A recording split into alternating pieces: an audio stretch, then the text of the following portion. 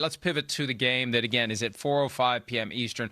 And that's just the way it works out because it's Broncos-Chiefs. That's a pretty consequential AFC matchup and the 4:25 slot on Sunday. So this one lands in the regional window. It starts a little earlier, which is good because we'll get to watch most of it before things are really haywire out on the field as we get ready to start football night in America. But the Seahawks 7-2, the Rams 7-2, and Stafford really is having a huge year. 9 games, 25 total touchdowns, that leads the league, and only 2 interceptions.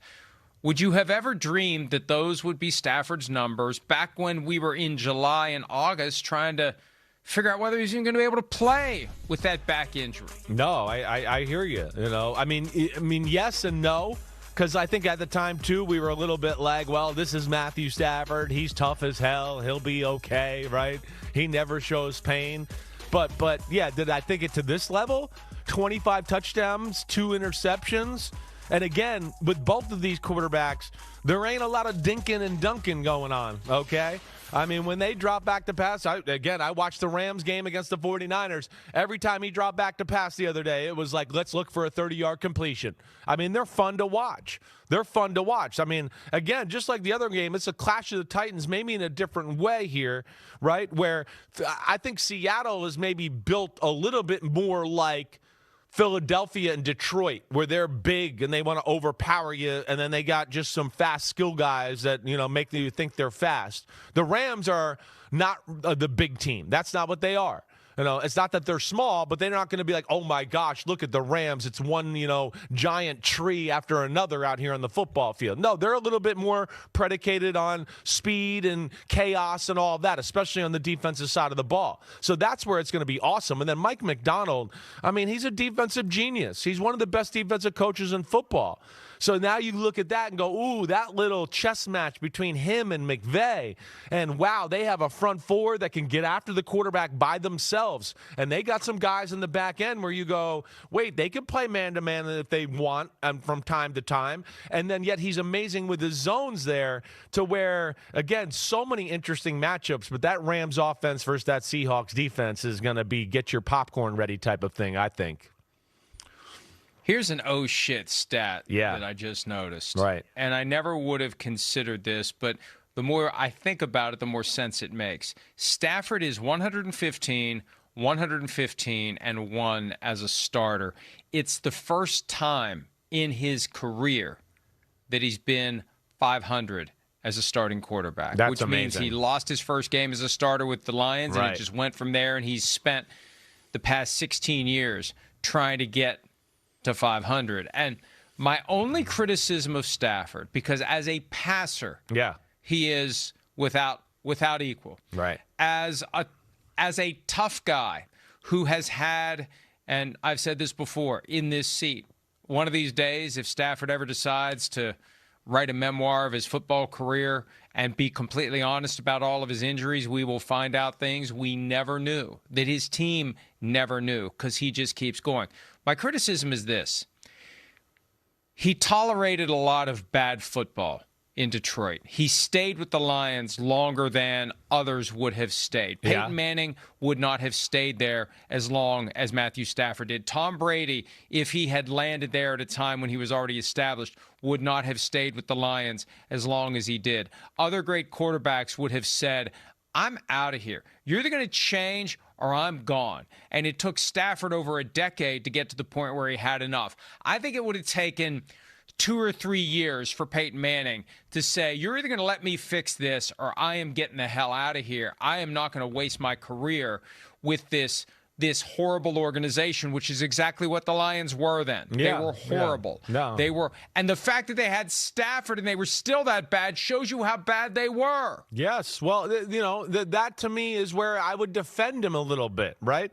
Now, I understand what you're saying about Peyton Manning, but Peyton Manning's one of one when it comes to that conversation. I mean, there's a reason his nickname was the Sheriff, like his third year in the NFL. I mean, the Sheriff, the third year, because everybody knew, like, damn, Peyton's already the boss there in Indianapolis. Yeah, he's not going to take anything. He's not. He's different that way. But I do think a little bit of when you're a young kid, and Stafford was drafted really young, right? I mean, I think he was, 21, 22? First off, he wants to make it work, so I give him credit for that. Two, you got to at some point be shown how to be that leader and that jerk. Most guys have to be shown that to a degree. They got to be taught that. Again, Tom Brady was not that at all at any point in his early part of his career or at Michigan. Nobody was saying those things. Bill Belichick and Charlie Weiss and everybody brought that out of Tom Brady and said, this is the way you win football. You can't be here and be the best friends with everybody and be the band camp leader. We need to be the quarterback and a jerk. And he taught that. And a lot of quarterbacks get taught that by the culture they're around. And sometimes you get put in you're never with a really good coach. You're never with a guy that shows you how to lead. You're never with an older quarterback that shows you how to lead. And I don't think he was ever kind of shown the way to a degree for a while. And then I think to your point of he's kind of just wait, I'm going to tough it out and I'm going to make it work. And I think he was one of those guys like that where he's just Texas tough. And he was like, wait, I'm not going to leave this place. We're going to make it work finally. And it finally got to a point where it got exhausted with the coaching changes and everything, and he threw his hands up and said, okay, I got to leave. It's over. So that's where I will defend him in that just a little bit. I'm not. Don't say defend because I'm not attacking him. Okay. I'm just counterbalancing the fact and trying to understand why he's not regarded as one of the all-time greats when his skill set would suggest he should be. And I think when you tolerate being in a dysfunctional organization, whatever the reason, whether it needs to be drawn out of you or whether it's there, and this guy's accomplished enough that maybe it should have naturally bubbled up. I don't know whether he's just willing to tolerate things that others won't. I think back to when Reggie Bush was on the team, 2012 or thereabouts, and Reggie Bush comes in with a Super Bowl ring. He shows up with a Super Bowl ring after leaving the New Orleans Saints. Right. And they were having an issue. The team was losing. And Reggie Bush wanted to have a players-only meeting, and Stafford was like, we don't need to do that. It's like, well, but this guy won a Super Bowl. He knows what it's like to be on a championship team. Aren't you craving that kind of DNA? Aren't you willing to do what this guy thinks maybe you should do? And I just remember thinking, man, that's odd. That's just odd. But he only had 3 head coaches. I was thinking it was revolving door every other year. He had Jim Schwartz, who's got some of that connection to the whole Cleveland thing and Belichick, right? There's DNA there. Schwartz from 2009 through 2013, when they were actually, not horrible. They were 29-51, which by Lions standards, I don't know. I guess that is fairly typical. Jim Caldwell did well. Jim Caldwell did well.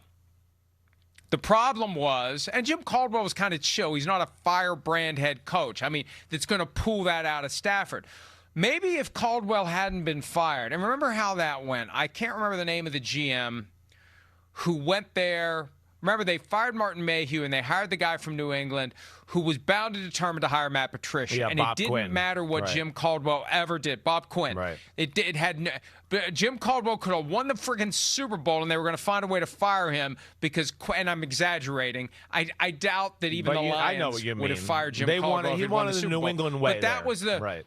He wanted his guy. That was the plan. Patricia's coming, and then Patricia was there the last 3 years. But that's all it was. Schwartz, Caldwell, and Patricia. And I would have guessed 5 head coaches for Matthew Stafford. Because that's probably what it should have been, 51. maybe. But yeah, I mean, 29-51 with 1 playoff appearance. That's not good, and that's where maybe it went off the rails because Schwartz got there the year that Stafford did. But maybe there's a deep dive to be done. Maybe Stafford's book will have a whole chapter on what did and didn't happen when Schwartz was the head coach.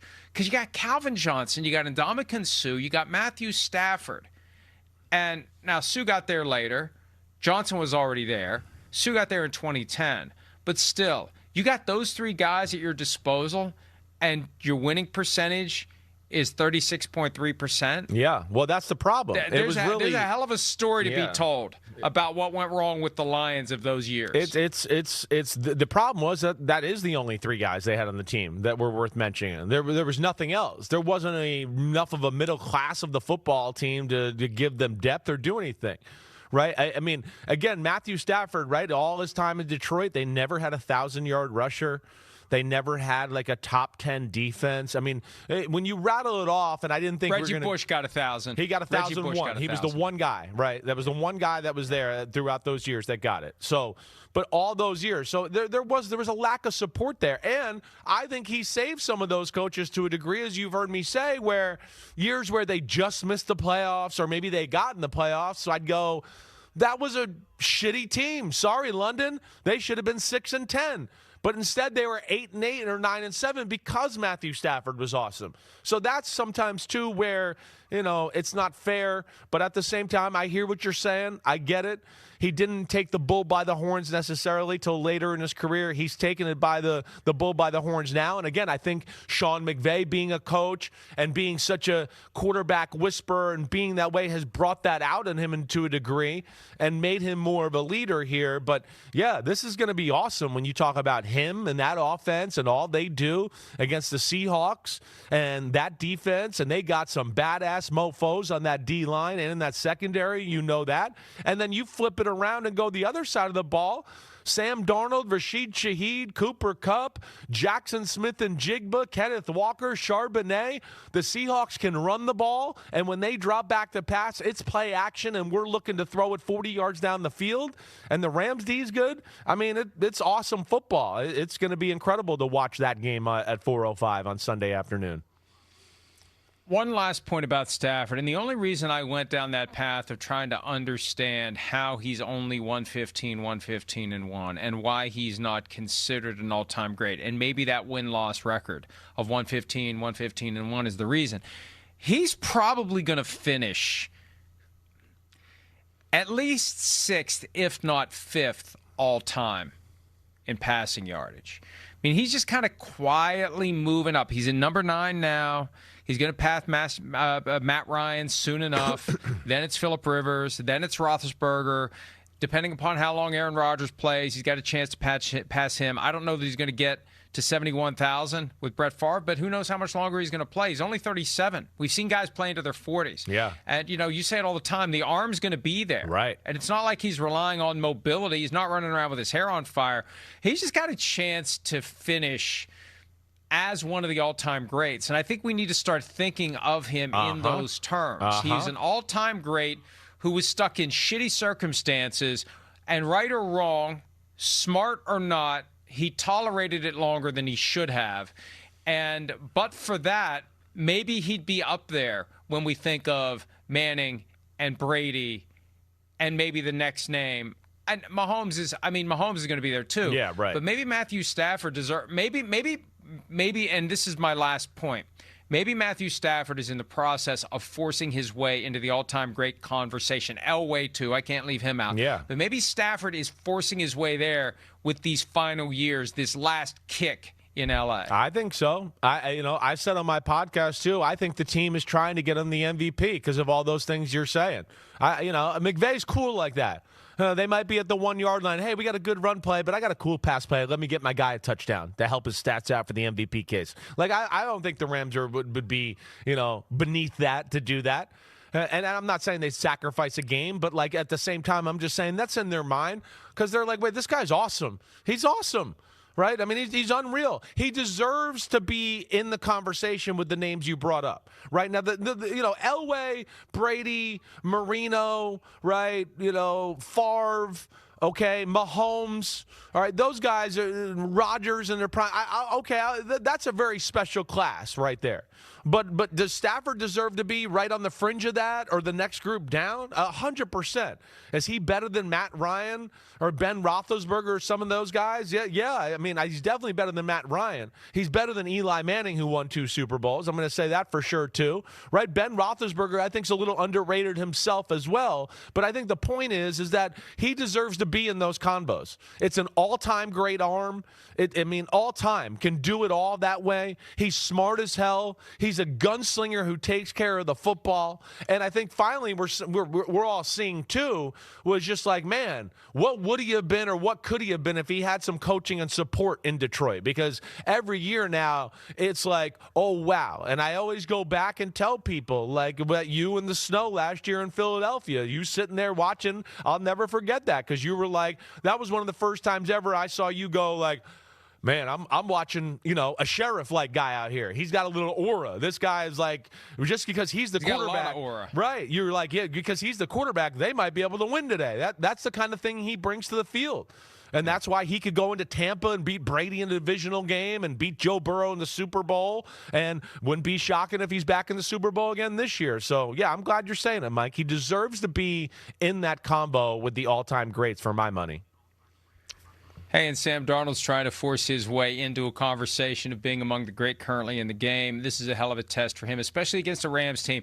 And the Rams weren't the ones that turned the chariot into the pumpkin. The Lions did Week 18, and I think that Sam Darnold self-pumpkined himself in that game because the lights were a little too bright for him that night. We'll see